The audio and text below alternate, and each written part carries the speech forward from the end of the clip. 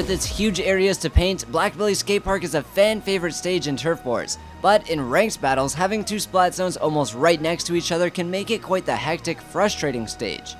Not being able to really communicate with your teammates means you have to be extra observant and fill in the gaps for your team. This guide will help you do just that and be a better team player overall, regardless of what weapons you use. Making the first push and taking an early lead is especially important in splat zones. Here's an overhead view of Blackbelly Skatepark. Imagine you're spawning on the left side of the map, and let's focus on areas A, B, and C. For a strong start, head straight for the middle of the map. Avoid going left or right because it takes longer to get to either of the splat zones, and in the end you'll be further away from the other splat zone anyways. Instead, go towards A or C.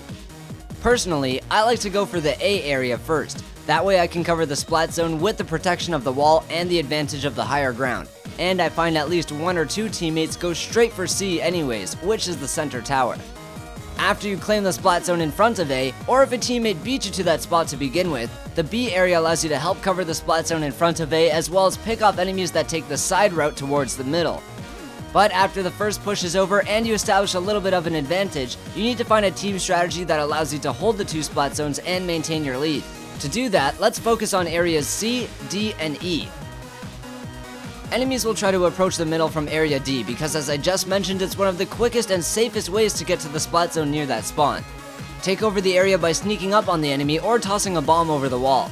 Once you have control of that spot, you can pick off enemies as they spawn and approach you, as well as protect the splat zones behind you if you notice they're in trouble.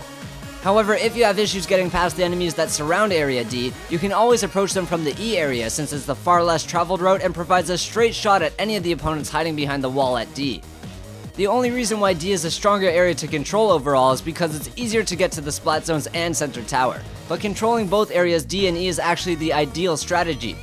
If you see a teammate already holding down one of those two areas, go to the other one to help them out and vice versa.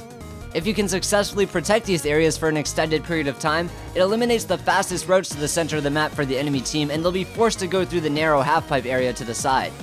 This isn't too unfortunate for the other team, but the only exit comes out to a perfect shot from the center tower, and if you and a teammate are holding down areas D and E, you better believe that you have at least one teammate camping that tower.